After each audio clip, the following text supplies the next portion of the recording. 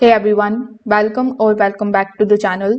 In today's video, I'm going to show you exactly how to uninstall WPS Office from your Windows computer in 2026.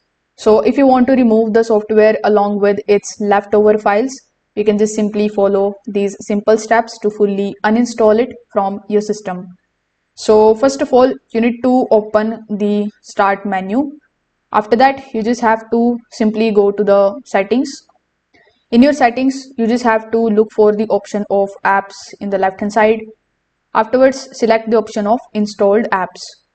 Now, in the list of the installed programs, you just have to find WPS Office. So you can also use the search bar here on the top, and then you can just simply search for it.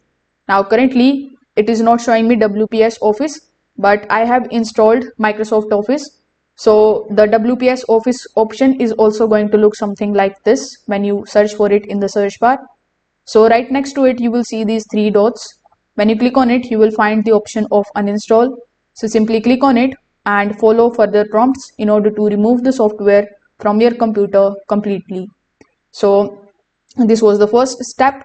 Now, if you want to remove the leftover data of the app, you just have to press Windows plus R on your keyboard.